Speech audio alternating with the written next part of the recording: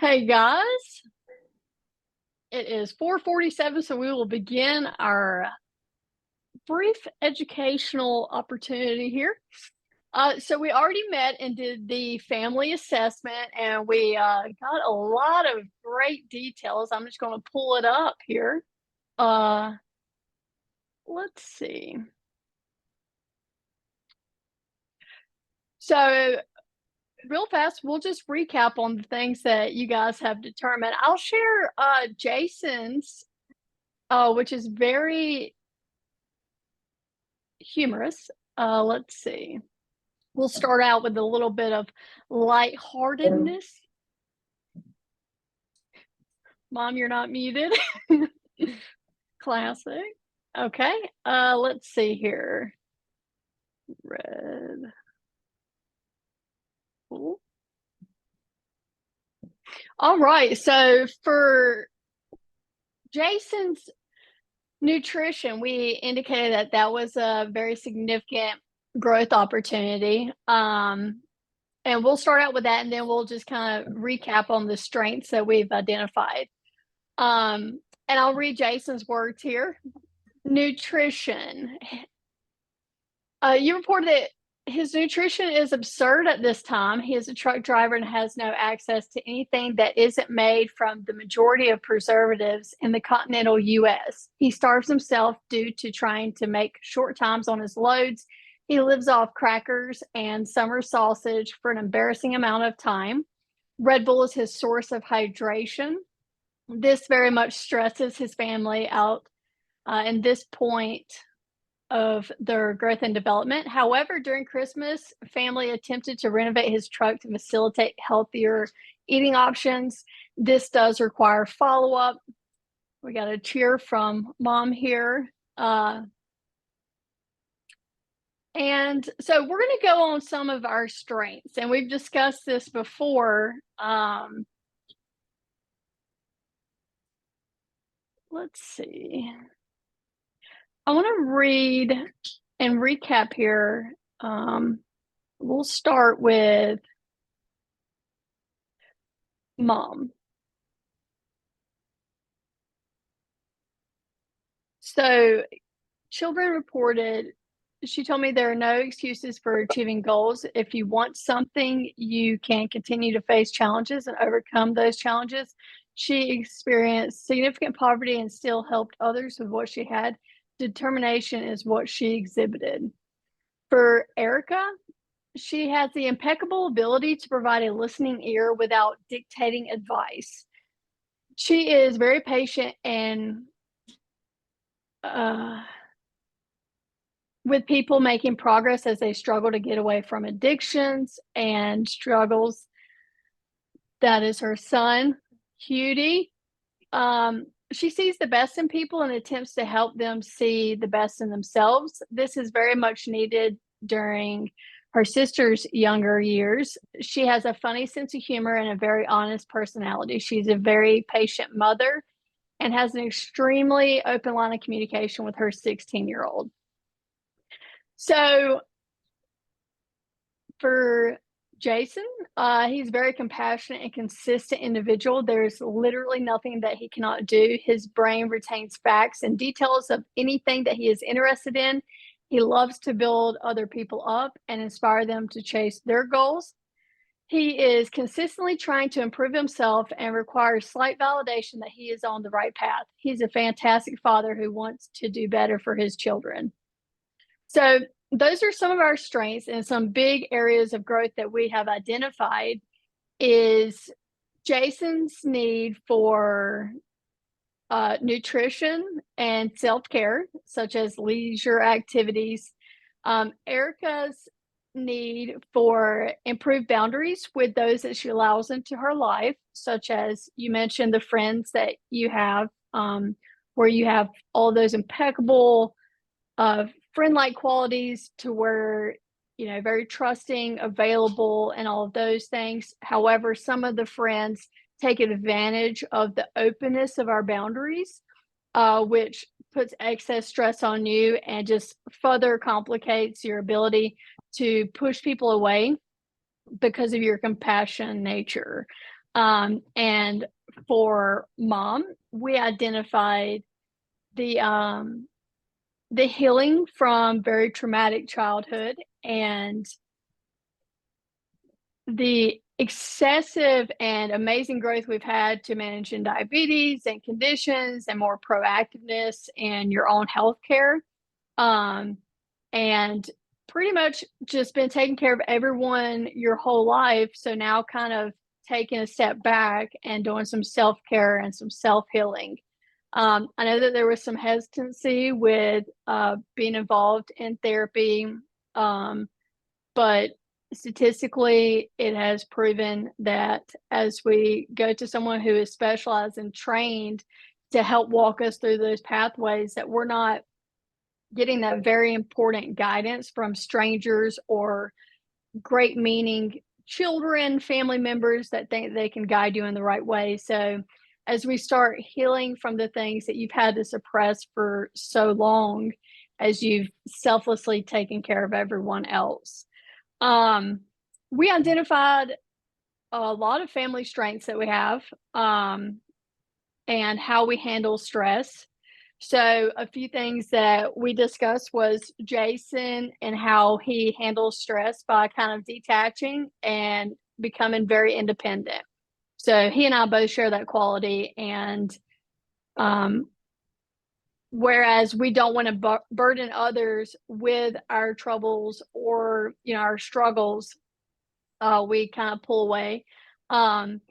So the strength in all of this is kind of our roles and responsibilities as a family unit. I am solution oriented. That is my strength. Erica is super empathetic and nowhere focuses on the solution, but focuses on like experiencing the feelings with you. And Jason is, what do you need? And I will do that. So mom is the wisdom, the reassuring, the I'm going to give you compassion, but as soon as I feel like you need that spark, I'm going to give you that. And she has kind of the street cred of I've been through it, I can do it. So that's where that heavy hitting comes from. So conflicts arise whenever someone reaches out to me for empathy and someone reaches out to Erica for solution. So as we navigate the roles of our family, we can really tap into those individuals that kind of are subject matter experts in that. So if you call me and need empathy, I'll do my very best, but it's kind of pushing that stone uphill. Whereas Erica, with ease, can give you the empathy and sit with you in the feelings. And that's just our natural strength distribution. And as a family, how do we stay healthy? And a lot of us struggle with that. So we identified with Erica, just to touch back on some things we need to improve, is a balance of self-care and respite care away from child. So you identified that you're kind of pouring into, I want to be a nurse practitioner, I want to be good for my significant other, and I want to be the best mom possible. But whenever we cluster all of that together and we're not stepping back for self-care, we're not really achieving any of that successfully. So statistically, research says that it's no different from caring for an elderly parent. Frustrations build, and patience becomes less. But as like you've had recently, time away, you come back recharged and a better version of yourself. So that was great growth. And so we'll continue to kind of add that into, that is my requirement to be the healthiest version of myself. Austin, do you have anything you want to add to that? Nope. Okay. He said, I'm listening. This is all good. Hey, buddy. He's like, I'm just going to ease right into here. All right. So moving on to that, we have set some goals as a family. And so some things that we've identified is And this is something that, you know, my strength is financial stability and forward thinking. So I've identified the thing that a lot of people don't want to think about, and that is what happens after I die? How can I alleviate that burden from my family? So if I die today, Jason knows to step up, and here's my plans down to the casket. And it is a beautiful casket, Marine Corps theme, gorgeous. Hopefully, by the time I actually die, that casket won't even be available. However, if that does happen, you guys can focus on dealing with your grief and remembering me without having to make difficult decisions while you're in that catastrophe of losing the most amazing person in your life. Also, so, hey, buddy. So, what we've identified as, you know, a family unit is that we need to have advanced.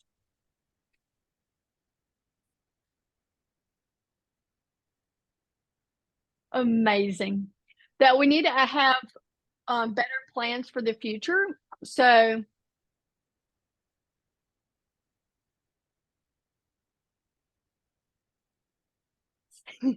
I don't know if he knows what that means. We'll work on that.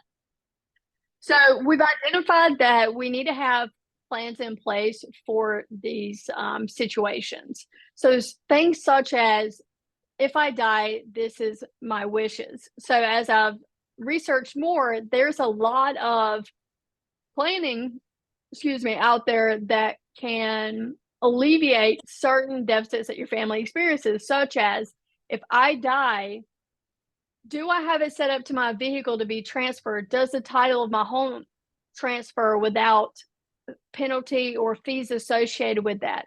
So I think a smart goal is for us to have an idea of, how do I want to be buried or cremated?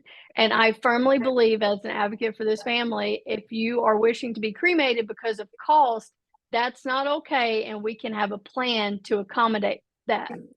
There are a lot of opportunities out there, life insurance policies that you can have, which I've discussed with mom, having a life insurance policy for mom and for dad, so that they may bless their children and grandchildren with college funds, with ease of burials, with ideas of, like, what do you want to do this? Do you want to give back in this area? Do you want a tree grown in this public garden that says, you know, some word of encouragement? So the sky's the limit. Being a donor.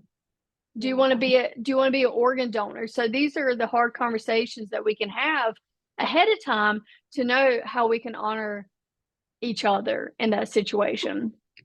So, like, if Jason wants to have a Viking burial and float out to sea, and for me to shoot an arrow out with flammable legally liquid, binding. Sorry. I mean, it is. So the sky's the limit. And I think we think about birthday parties and we think about baby showers, but we really don't think about what needs to happen. I mean, you can have a tombstone that says, "What up, Trump?" And so that people, when they pass, they just kind of laugh at it, and you kind of share some joy. So I think it's an untapped potential that we could have. Or the music you want played. Or the music you want played. So I have the guy in Charlotte that would play the bagpipes. I mean, I think it would be awesome. And then the 21 gun salute, Jason's inspecting the reservists to make sure that they're not trash when they come out.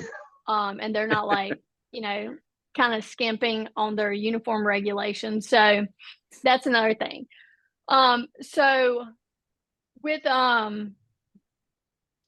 we need to discuss that, and we will follow up on that piece of information. So we've had great participation from the family members. We've been able to summarize the different findings that we have. And I just want to, like, circle back here and really recap the growth and development of this family. So in our book, we have different phases that families go through. And I think it's very interesting. And I think that you guys will actually really